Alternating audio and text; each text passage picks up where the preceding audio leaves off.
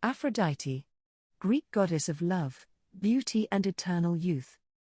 Aphrodite is the goddess of love and beauty, and according to Hesiod's Theogony, she was born from the foam in the waters of Paphos, on the island of Cyprus. She supposedly arose from the foam when the Titan Cronus slew his father Uranus and threw his genitals into the sea. However, according to Homer, in Iliad, Aphrodite may instead be the daughter of ZEUS and Dione.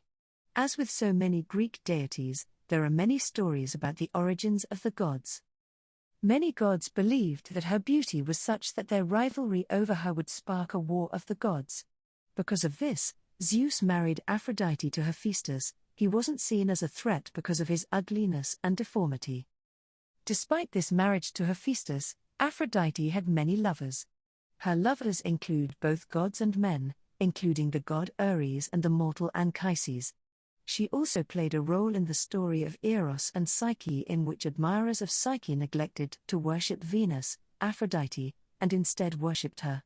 For this, Aphrodite enlisted Eros, Cupid, to exact her revenge, but the god of love instead falls in love with the girl.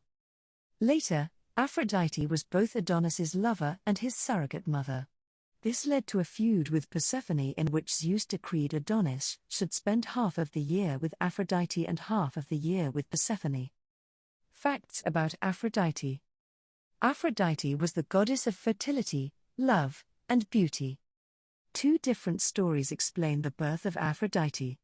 The first is simple: she was the child of Zeus and Dione. According to the second story, however, Aphrodite rose from the foam of the sea. Aphrodite was married to Hephaestus, but Aphrodite did not enter into this union of her own volition. She and Ares conceived Harmonia, who eventually married Herodotus. She was the mother of Hermaphroditus by Hermes.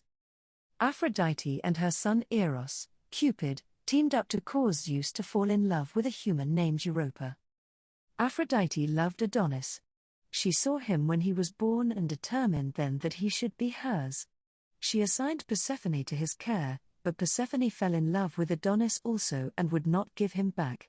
Finally, Zeus had to mediate. He judged that Adonis should spend half the year with each.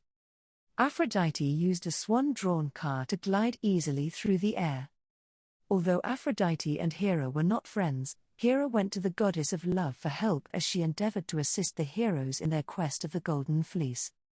Aphrodite, Hera, and Athena were the top three contenders for a gold apple marked for the fairest. They asked Zeus to judge the contest, but he refused. Paris, son of the king of Troy, judged the contest instead. Something in return, he chose Aphrodite as the winner of the apple. This story of the judgment of Paris was considered to be the real reason behind the Trojan War. During the Trojan War, Aphrodite fought on the side of Paris. Aphrodite rescued Paris from Menelaus by enveloping him in a cloud and taking him back to Troy. Aphrodite owned a girdle that contained her enchantments. Hera borrowed it once to seduce Zeus in order to distract him from the Trojan War. Aphrodite gave Harmonia a necklace that brought disaster to a later generation. Prostitutes considered the goddess of love their patron. Aphrodite had a few mortal lovers. One of the most notable was the Trojan shepherd Anchises. The two of them conceived Aeneas. Corinth was the center of Aphrodite's worship. Early Greek art depicted the goddess as nude. She was the model for the famous sculpture Venus de Milo. Aphrodite and Cupid initiated the love between Jason, hero of the quest of the Golden Fleece, and the daughter of the Colchian king.